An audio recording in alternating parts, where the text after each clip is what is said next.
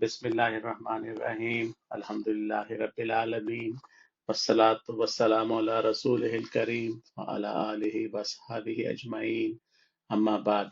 Hazrat Abdullah ibn Masud Razi Anhu narrates that someone asked the Holy Prophet sallallahu alaihi wasallam about doubts that what is the ruling about the doubts of Kufr and Shirk that come to a person's mind. The Holy Prophet sallallahu alaihi wasallam replied, "These are a sign of Iman." Once a Sahabi asked the Holy Prophet ﷺ, O Prophet of Allah, sometimes we get such doubts and thoughts in our hearts that we should rather burn to coal than express those thoughts. In answer to this question, the Holy Prophet ﷺ said the same thing, that it is a sign of Iman. In a hadith, the Holy Prophet ﷺ said, Praise to be Allah that He limited the Satan's trickery and deceit to doubts. It means that Satan won't be able to influence a moment beyond putting doubts in their mind. In another hadith, the Holy Prophet ﷺ said, Allah Ta'ala will overlook the doubts that will enter my ummah's mind. There are two types of doubts. The first type is about beliefs. For example, the Satan puts doubts into a person's mind about whether Allah Ta'ala exists, Ma'azallah, or whether there is going to be a life after death or not.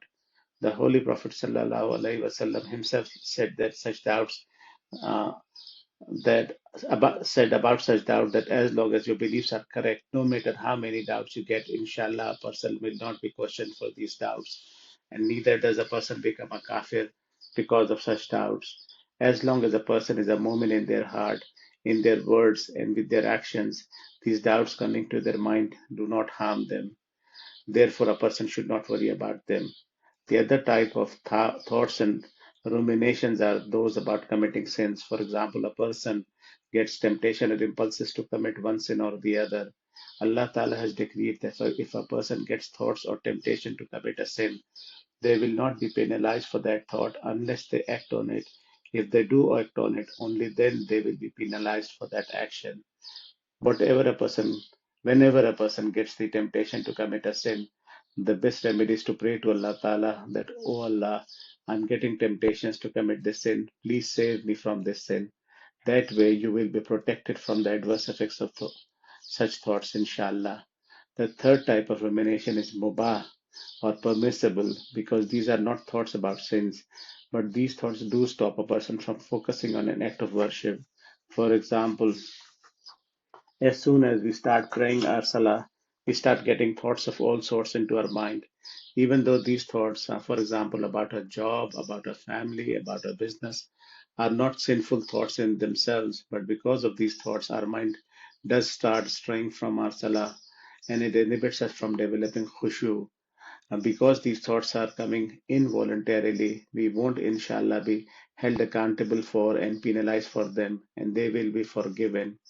However, one should make an effort not to think about extraneous thoughts deliberately while praying Salah. When you begin your Salah with saying Allahu Akbar, turn your mind towards Salah. When you are reading Salah, focus on the words of Sana. Then we are reciting, start reciting Surah Al-Fatiha. Focus on the words of Surah Al-Fatiha.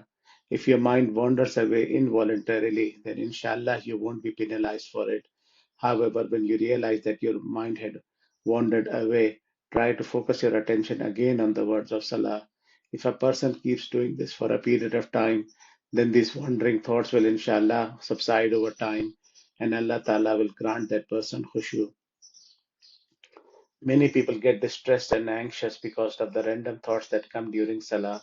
As a result, they start thinking that their Salah is soulless and useless, and it just comprises of sitting, standing, and bowing. We should never undervalue our Salah.